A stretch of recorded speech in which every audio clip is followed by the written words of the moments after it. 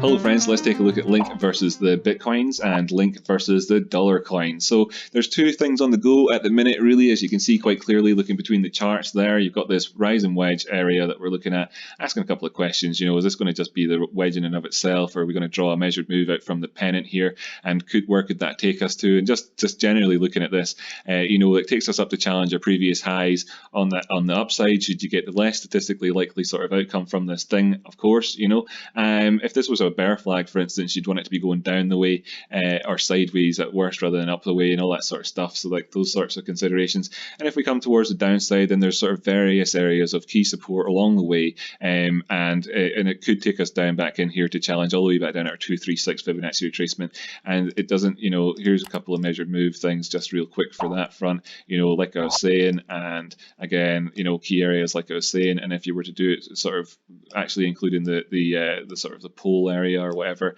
you're looking up at going up towards these higher highs at the $5 price ranges and down to 236 over there if that's were to break down. But of course, we don't like to look at full measured moves really, even though textbooks call them minimums.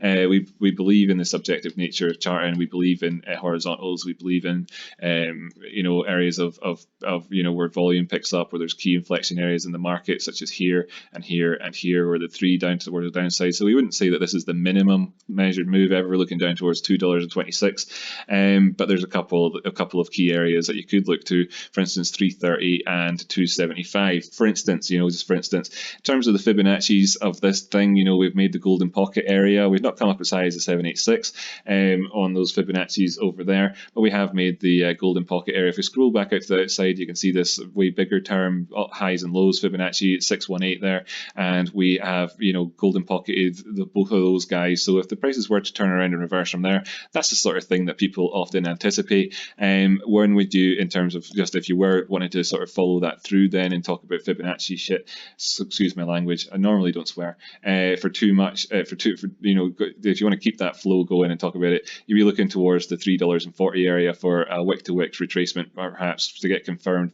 valid Fibonacci there.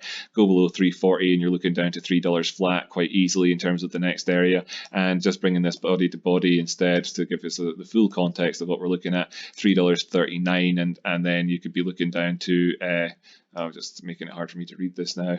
Sorry, you could be sorry about that. You're looking down here to $3 flat yet again. So they're basically the same deal. So that would be the to that side. Of course,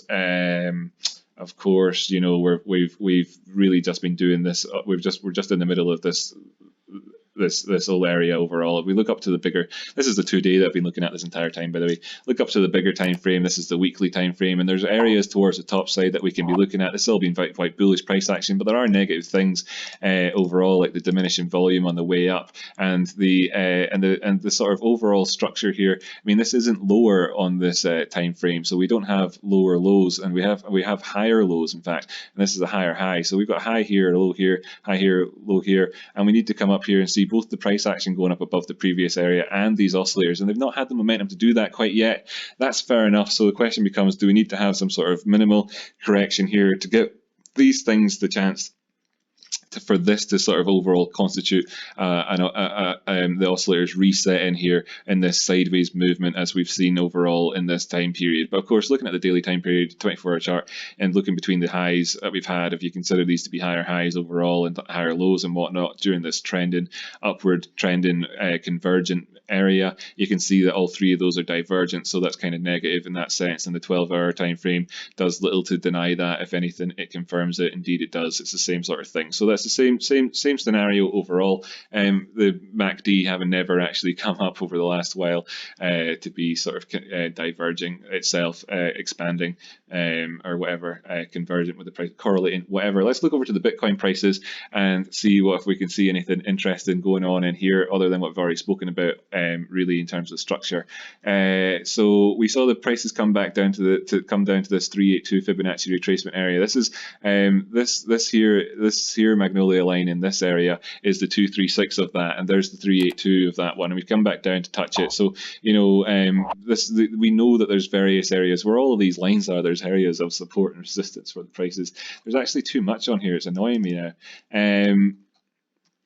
this period of time between these two highs here was on the oscillators down below was bearishly divergent, and we've seen a play out from that as well.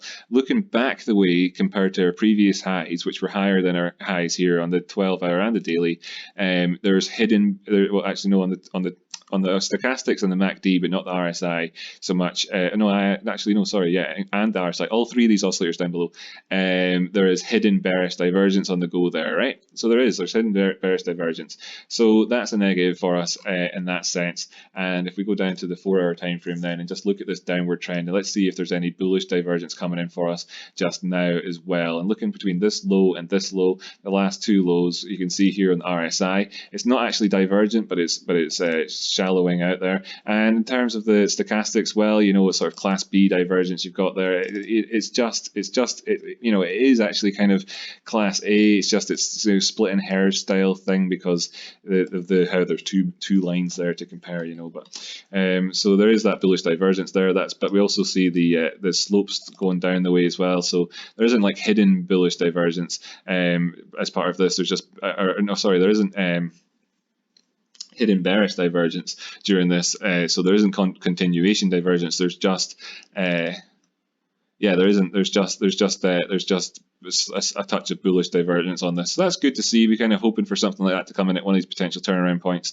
So, having made it down to the 50% here of the up to down Fibonacci, the recent one, gone in from our highs, from the previous swing low to the previous swing high area. When we went past the 47,000 area, that was the 236. We went past the 45,000 area, that was the 382. Went past the 42,000 area, that was indeed the 50% retrace. And when we made it down to 40,000, sort of 41,000, then that was right here between the 50% and the 618. And looking to the left, there's a couple of areas in the past where in and around these areas of 41,000, we've seen it operate as support and resistance previously for us. So this is kind of like another sort of another sort of potential turnaround area, or else for sure if we come back down below this line here at 42,000, then I would say that we're going down to 40,000, and I'm going to test these horizontals at 39,000 and all that sort of stuff again. But this bullish divergence is coming just now is good. We want to see this go up and this become sort of a higher low for us, and us go and see the prices move up above 44,000. If the prices move up above 44,800, so towards this 45,000, we can undo the sort of 382 area, come back up and challenge previous now what's supports flip resistance, and get above that. Then we'll be looking at these other areas again up towards the 50,000. And overall, in terms of the weekly on this thing, that's what we want to see happen. And because we were aware in the run up to this that while we had this potential for a high, actually I need to really establish this, if this for sure is higher or not. No, it's equal highs. Yeah, so it's equal highs. And we had this class B divergence on there, and the gold bearish divergence as we were putting in these equal highs. But the question was, because we didn't actually, it was class B in the sense that, we've got this double top here area. Is this going to be kind of cup and handly, where we have a handle which gives us a chance to sort of shake people out of the market that need to be shaken out for the prices to turn back around again? So come back up towards these highs with any sort of degree of momentum. I'm happy enough to call this a really bizarre one in terms of its shape of this thing, and as well or whatever. Maybe in some people's minds this is even more like a cup and handle than the ones that are exhibited in textbooks, but it's quite steep here with its Bartesque walls on the cup. But anyway, that's what we're looking towards, and if we can come up there, we didn't actually put in a higher high on the daily either there at the time as we were coming up with all that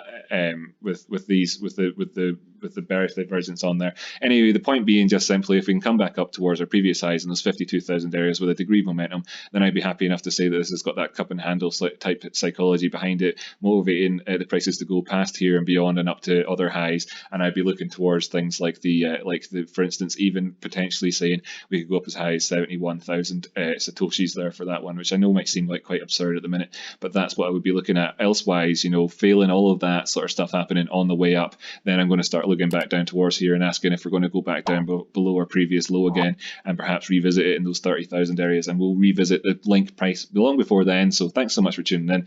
Really appreciate it. I hope that I've given some context or whatever to your training today. It's really sorry to people that have not been adding a summary at the end of the episodes recently. I'll try and start doing that again tomorrow. It's just it's difficult. It messes with my sort of routine, and I forget to do it properly, and well, I'm just not going to do it now after having said no, but that I've forgotten. But I'll do it, and I'll try and do it in future episodes. Thanks so much for liking, subscribing, and all that jazz. Share this episode with a friend if you've got one that you think would like it, because a friend of yours is a friend of mine. Cheers for being my friend out there, taking the charts out together. It's nice to do this and not just be, the sort of the silent, lonely, bored professional isolating himself away to look at charts on his own. And it's nice to have these informal discussions with people and looking at real stuff together without the FOMO and the greed and the fear, and just to be fun and us to have friendships together out there as we look at stuff. So that's all really great. So thanks so much. I appreciate you guys a lot, and girls, of course, and I'll catch you in the next episode.